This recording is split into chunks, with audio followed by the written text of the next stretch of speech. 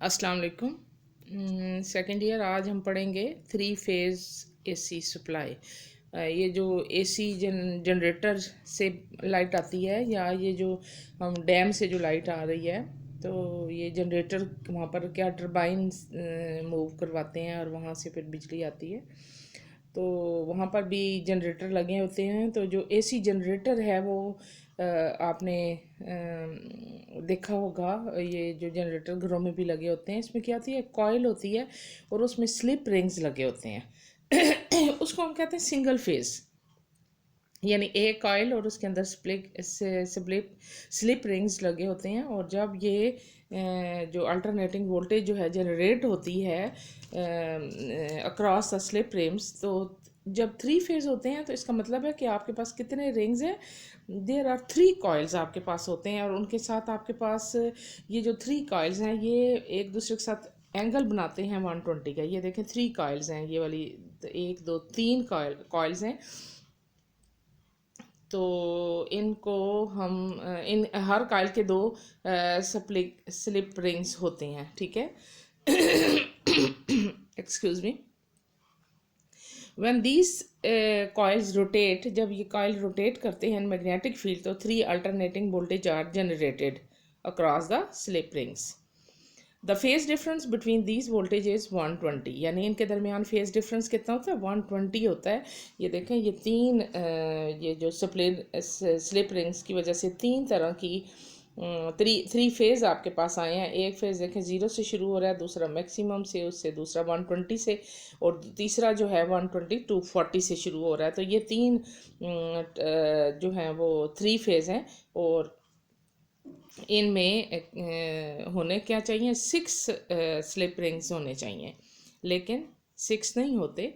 कितने होते हैं, 4 होते हैं। Because the starting point of these, यानी ये देखें, ये जो पॉइंट्स हैं ये वाले 1 2 3, इनको एक रिंग से जोड़ा गया है, कॉमन रिंग से, और उसको अर्थ किया गया, ठीक है।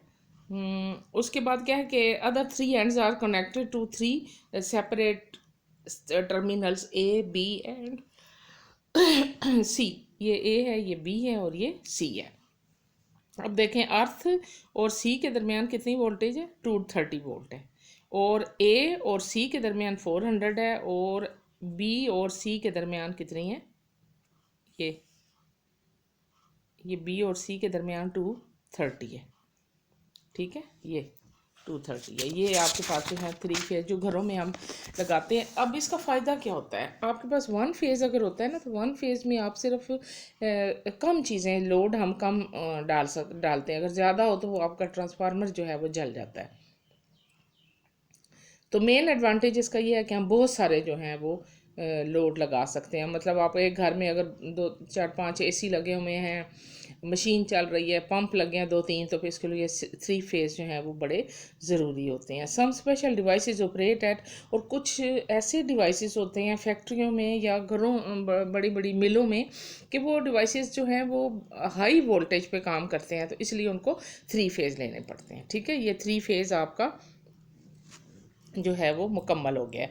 अब है प्रिंसिपल ऑफ फंडामेंटल डिटेक्टर्स। आपने देखे होंगे डिटेक्टर्स, ये हमारे कॉलेज में भी जब वो बच्चियां बाहर से आती हैं तो उससे डिटेक्ट करते हैं, तो वो एक इंडिकेशन सी देती है, एक सायरन सा होता है, जिससे हमें पता चलता है कि इसके पास कोई लोहे की या इस तरह की चीज़ जो डेंजरस हो वो नहीं होनी चाहिए।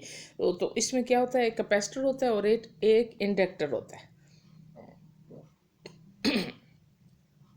ठीक है। और ये प्रोड्यूस करते हैं oscillating current. LC circuit behave as oscillating mass spring system.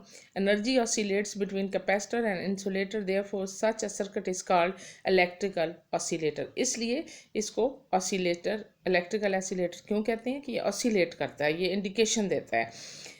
Metal detector जो है वो, उसमें दो तरह की ऑसिलेशन होती है। ये देखें, इसकी डायग्राम है ए और बी, ऑसिलेशन सर्किट ए और ऑसिलेशन सर्किट बी। ये देखें, ये ए है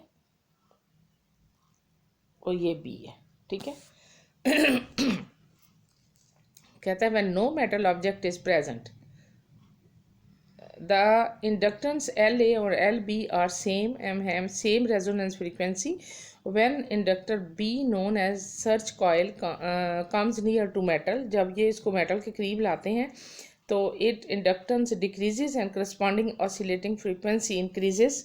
और आपकी ऑसिलेटिंग फ्रीक्वेंसी आपने पीछे पढ़ी है, वो क्या होती है, F R is equal to 1/2 pi under the root L C. The beat note is heard in the speaker. Detectors are used in security checks. They are used to detect the buried metal objects के लिए भी ये use होता है, ठीक है।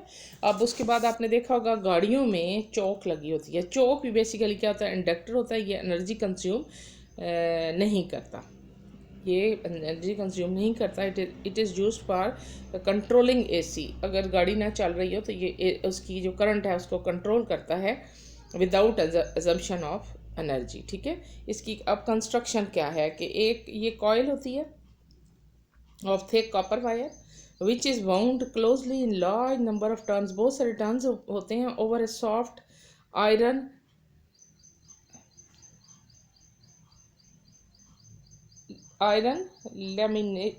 Laminated core. एक iron laminated core होती है जिसके ऊपर बहुत सारे टर्न्स इसके कॉपर के चढ़ाए जाते हैं। और इसकी सेल्फ इंडक्टेंस जो है L of such coil is very large, इसकी बहुत ज़्यादा होती है, बट इट्स एग्जिस्टेंस आर, इसकी रेजिस्टेंस बड़ी स्मॉल होती है, इसलिए ये एनर्जी जो है वो कंज्यूम नहीं करता और थोड़ी सी बस लेता है, ज़्यादा नहीं लेता। इसको यूज़ किस लिए करते हैं, एसी सर्किट को to limit current with very small weightage of energy as compare to resistance, ठीक है।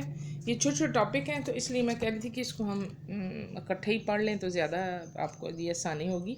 इलेक्ट्रोमैग्नेटिक वेव्स, ये कौन सी वेव्स होती हैं, which require no medium for their propagation, ठीक है।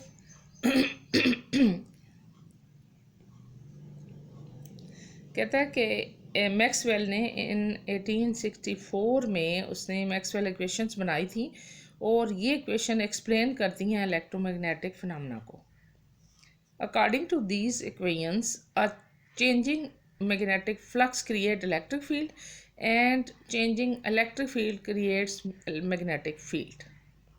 हम जब फ्लक्स मैग्नेटिक फ्लक्स क्रिएट जब होता है उसको जब चेंज करते हैं तो इलेक्ट्रिक फील्ड प्रोड्यूस होता है, और अगर हम इलेक्ट्रिक फ्लक्स चेंज करें तो मैग्नेटिक फील्ड प्रोड्यूस होता है। Consider the region of space in which the charge in which the change of magnetic flux is taking place, the changing magnetic flux set up to changing electric flux। यानी ये आप देखें कि जब हम electric flux change करते हैं, electric flux क्या होता है, electric lines of forces. Magnetic flux क्या होता है, मैग्नेटिक लाइंस ऑफ फोर्सेस। जो मैग्नेट के बाद जो फोर्सेस होती हैं, जो लाइंस हम इमेजिनरी हमने बनाई हुई हैं, वो जब उनको चेंज किया जाता है तो इलेक्ट्रिक फ्लक्स से मैग्नेटिक फील्ड पैदा होता है और मैग्नेटिक फ्लक्स से इलेक्ट्रिक फील्ड पैदा होता है। और मूविंग इलेक्ट्रिक और मैग्नेटिक फील्ड जो होते हैं ये क्या कहलाते हैं, electromagnetic waves. Direction of propagation and direction of electromagnetic fields are mutually perpendicular होती हैं।